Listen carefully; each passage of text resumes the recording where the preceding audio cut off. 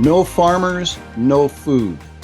Is America headed into a very serious food crisis? We already are seeing shortages on the shelves. The baby food formula was a wake up call to millions of Americans, but there are more serious food shortage and possible famine issues in the future for us. Already, all over the world, we are seeing the starting of starvation in many third world countries.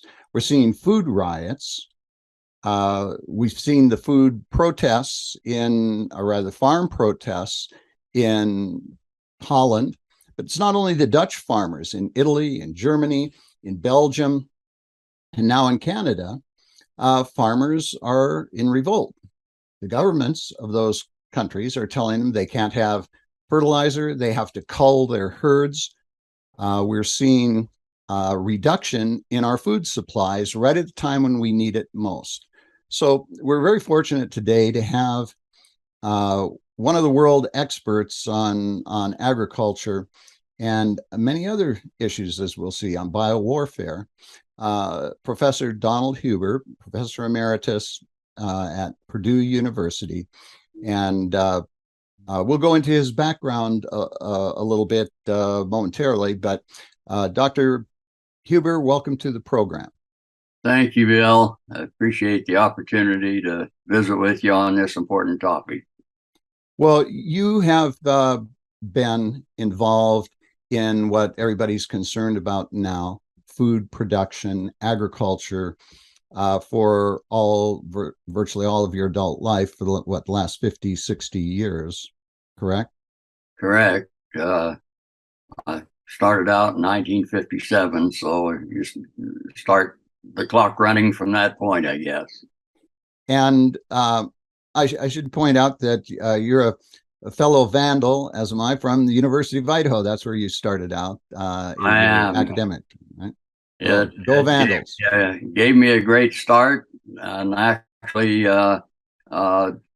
going up there opened up the world to me as far as the international activities. And I went up looking at vocational agriculture and ended up in plant pathology, soil microbiology, and international ag, as well as bioterrorism activities. So it was great background or a great basis to build upon. And you've done consultation in those fields all over the world. I know from Europe to China and many places in between, correct? Yes, I currently have research in going on in Guatemala, Australia, several European countries, as well as domestically, and had involvement in over 21 countries in their agricultural production areas, and trying to follow up on problem solving for new diseases or for new situations that from introduced pathogens or introduced diseases, or just some old problems that we've forgotten about, that because of changes in technology, we see a re-expression of those diseases that at one time were fairly effectively controlled. And as we've changed our management, we also changed the environment that lets those pathogens become very virulent again, and a serious challenge to our agricultural production. And those pathogens could be insect or bacteria or virus or mold or various pathogens of that kind. There are plenty of opportunities to challenge our crop production. So that I've served on various committees and various study groups. One of the earliest that I was involved in was with the Department of Defense shortly after I got my commission at the University of Idaho as in the Army.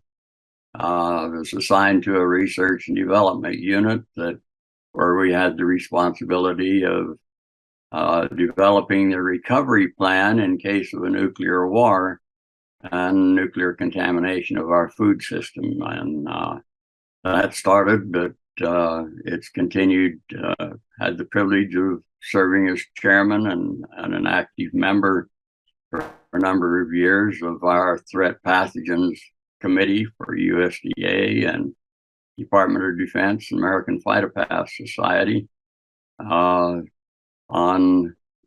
developing those recovery plans that we would have in case of introduced or native organism and its impact then as a threat to our production agriculture. So probably very few Americans have even given thought to this, but you and your colleagues did. Beyond nuclear war, what if a foreign power were to introduce a bioterror weapon? Usually we think of bioterror weapon as something like a virus that's going to attack humans. But what if they introduce something that is going to affect our food supply, our plant-based or our animal-based food supply, our livestock? You and your group not only considered those, but came up with plans for how to deal with that, correct? Yes, there are special groups that examine our vulnerabilities as well as our ability to respond to a number of the threats that we might have, whether it be from a biological threat or from just the evolution of organisms and entities that might be here that are influenced by our management practices. But we have those groups through the USDA or the Office of the Surgeon General and other organizations, so that we're looking at, in those groups, we're looking at vulnerability and threats and recovery programs so that we minimize the impact of any of those situations as they might come about, whether overt or whether of natural origin or a result of commerce, as we see the introduction of many of our pathogens and diseases and insects are just through normal commerce. We have a group that looks at human pathogens, and in that situation, we've had a program developed for rapid recovery in the event of a viral pandemic, as we see with COVID. It's sad that was never implemented and essentially ignored, or we would have had a little dot in history, and that would have been all that we had experienced, and millions of lives would have been saved if we would have followed that recovery plan. But we had one for animals.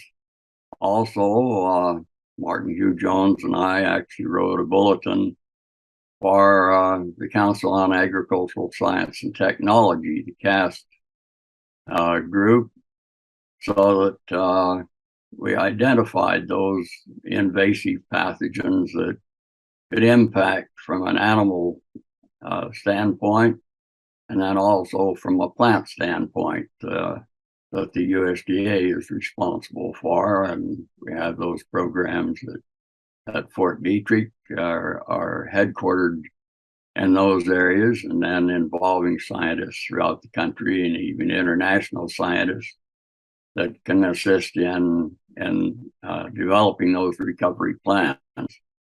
You're a colonel in the U.S. Army, correct? You're correct. Retired. So you were in both active and reserve for 40, 50 years? Not quite 42. And so in doing this and working with the USDA and Department of Defense on this, you had a top security clearance, and everybody working on that, on biowarfare and nuclear warfare, had to be very secure, vetted, etc.? We needed to have access to all of the information that was available in order to both determine the threat potential against us, as well as the mechanisms and means that we had, the resources that we had available from a recovery standpoint, so that those recovery aspects could be pre-positioned and evaluated in the event any of those numerous situations occurred, so that it was a preparatory type aspect or defensive aspect. During the Cold War, of course, there was a lot of activity worldwide, and especially with a few countries that were very active in their biological warfare programs. Some of those programs tapered off with the biological toxin and threat treaty, but there are countries like China that didn't sign that treaty, that aren't involved in it, didn't feel any restrictions on their programs. And so there's been some international activity over the past years to try and modify the threat potential, but we at the same time needed to prepare and reduce our vulnerabilities to those situations. And so that was the purpose of the recovery plans that were developed, so that in the event, either through commerce or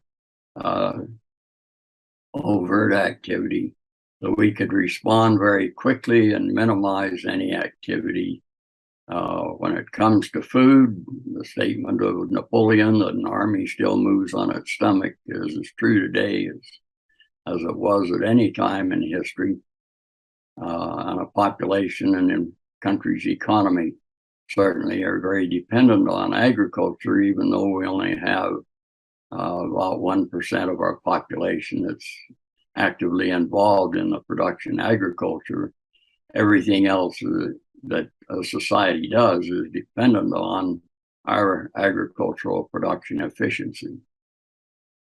Well, I'd like to return to that. In fact, we'll probably do a whole other program on that, because when we look at the situation today, the threat to our food production, and we look at China, we look first at the Wuhan flu, the CCP flu out of Wuhan, China. That certainly has had a devastating impact, not just on our human population through infection of the human population, but the shutting down of so much of our business, including many of our family farms, etc. But then right on the heels of that, we have the China avian flu, which is devastating our bird populations here, particularly our food birds, chickens, and turkeys. And that is having a huge impact. We've had tens of millions of chickens destroyed, which of course not only is the meat chickens, but the egg-laying chickens. And so that's having a huge impact on our economy and on people's availability to get protein. And I'd like to do a whole program on that, but for the remainder of our time, I'd just like to focus quickly on what our own government, particularly at the federal level, is doing to devastate our agriculture here now, both in terms of regulatory and tax and inflation and restriction now on the availability of or price availability of diesel and gasoline. So right now, how dire is our situation with the programs that the federal government is inflicting upon American agriculture? Well, the problem is that it's become politicized, and with a political agenda that isn't conducive to production efficiency. We have groups and a lot of dedicated people in the agricultural area that are working to improve our agricultural programs, our production efficiency. But you also then have the political arm that seems to be in total contrast to what we would anticipate. The ideology that they're promoting is one that is completely negative for agriculture. When you think of regulating carbon dioxide, that's the basis of our existence. If you don't have carbon dioxide, you don't have photosynthesis. It's a limiting nutritional factor for us for crop production. And if you don't have crop production, you don't have feed and forage for animals. You don't have also the nutrition for humans, that it goes throughout the entire system that's involved here. There are numerous ways that were interfered with. I've seen government programs over the years where we would focus on soil conservation. And so one year we would have a program to for water diversion to reduce erosion, and we would dilute it essentially and divert it. The next year we'd come out with an emphasis on farm ponds. And so we would essentially undo what we did with the previous program 4 or 5 years before, or 6 years before. And we see that cycling.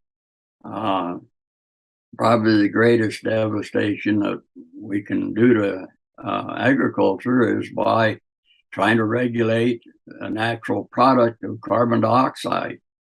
That's not only critical for crop production, it's also a limiting factor for crop production.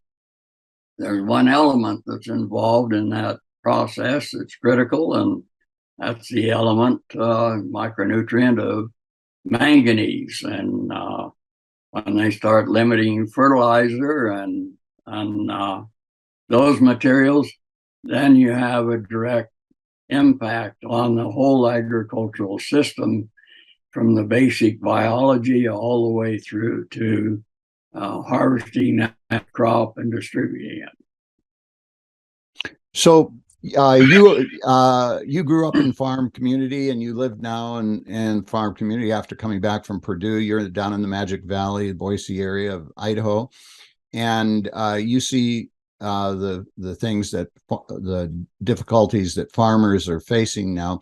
What about the fertilizer shortages that are both in terms of supply and demand, but also in terms of government mandates to reduce fertilizer? Anything that impacts the production aspect. And certainly you have to feed the plants, or they're not going to be able to perform for you.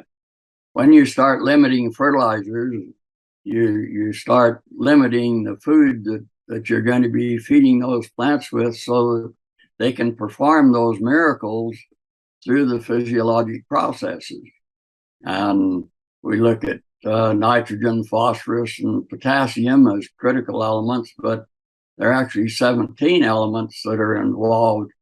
And the micronutrients that aren't required in large quantities are still very critical for the performance of all the rest of the nutrients. And they've been limiting the fertilizer applications through regulation of mining, regulation of obtaining the sources of those nutrients, through the cost of petroleum products to deliver and to utilize the products, as well as in the refining programs. All of those have a direct impact on our production efficiency, which is so critical for us to meet society's demands. So as you pointed out, we now have 1% or less of the American population that is directly involved in farming. And we have tens of thousands of family farms, small farm productions. They're the ones that are being, first of all, most critically affected by this. Families that have been in farming for generations. Most of us, if we go back a couple of generations, probably both sides of our families were farmers of one kind or another. Both, that's the same in my family. My parents, my grandparents, all grew up on farms. That was common. The family farm, though, is really facing extinction, and the COVID lockdowns really had a huge impact on that, did they not? Yes, especially in the communication, the cooperation. It's a system that's involved, and in farming, that system becomes a very close network of cooperation and working together. That when you start isolating people, you isolate ideas, but you isolate also that association that is required for that production. It's a small family farm that produces the majority of our food for our domestic consumption.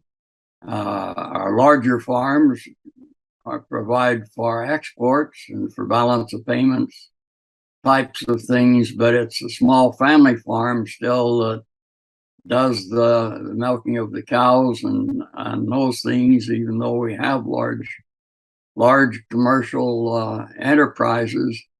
Those are much more involved in the export products than they are in just the domestic consumption. So, and if a small family farm goes out, you also lose an efficiency from a labor standpoint, where you have the family that is all contributing. You get a number of different approaches and ideas. That's where our real innovations come from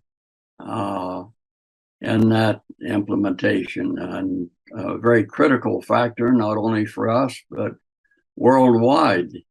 It's the family farm, especially in the developing countries, the small farmer that produces the food. The large enterprises provide for some economic recycling and that aspect of it from a country standpoint. But without the family farm, we lose a tremendous amount of both innovation and opportunity from a production standpoint. So, Dr. Huber, if you're looking at the future right now, let's say the immediate future over the next several months, and then the next several years, are you optimistic or pessimistic or alarmist with regard to where we stand right now and what the situation could be for the American family in terms of putting food on the table? As far as domestic food availability, we have a number of alternatives, so that we have a fairly wide variety of food that we won't see that critical impact domestically for probably a year, maybe 2 years, before it really starts impacting home. But when you start looking at our exports to other countries and how other countries are dependent on those exports, shutting down our supply chain will have a dramatic impact on the rest of the world. I believe we're probably the largest food exporter, calorie exporter that there is. So that when you limit from a production standpoint, you're going to meet your domestic needs first, and then you'll worry about what you can export. So that domestically, in the short term, we'll be able to compensate and be able to shift resources so that it'll be a matter of not having certain things available for us, but we'll have substitutes that the American people will probably just move those in and grumble a little bit, but not have to really tighten the belt. In the future, as that continues, we can mine the soil for 1 to 2 years, and then we pay the consequences for the next 10. And that's really what happens when you start cutting back on fertilizers. You have a direct impact on this year's production, but you can still mine some of that nutrient from the soil that is still available there. But that's a finite quantity. And for many of the large demand types of nutrients, that's going to limit production very rapidly. It'll be other countries that really experience the impact of our deficiencies more than we will domestically. It'll be felt because prices are going to be reflected on our supply. But as far as the actual malnutrition or nutritional aspect, it will take several years before that reaches the critical point unless we continue to export rather than shifting to meeting domestic needs. Or if we change our domestic policies that are leading us on this destructive path, if we change the leadership, then we can put a stop to it and reverse and get back to a healthy agriculture, correct? Correct. Well, it's critical that we not continue down this dead end that we're headed for right now. The policy decisions that are being made are made to our detriment, not to our benefit in all of these areas. And it's not just one area. They appear to be targeted across the whole scope that we would rely on. But agriculture is the basic infrastructure of any society. And we've reached the status in our society for production, for the agricultural impact and input into our society has reached a level so that it determines how many vacation days you have, how many doctors you have. When I first went over to China, they had 75 or 80% of their population that was involved in production agriculture, essentially. And in our country, with 1% or slightly over involved in actually producing the food, then we have a lot more in processing and distribution and that. But it frees up then the rest of society to do all of the other things that we need to do: our medical, our education, our discovery, transportation. The many advances that we've been able to make have been made on the back of the increasing production efficiency of agriculture.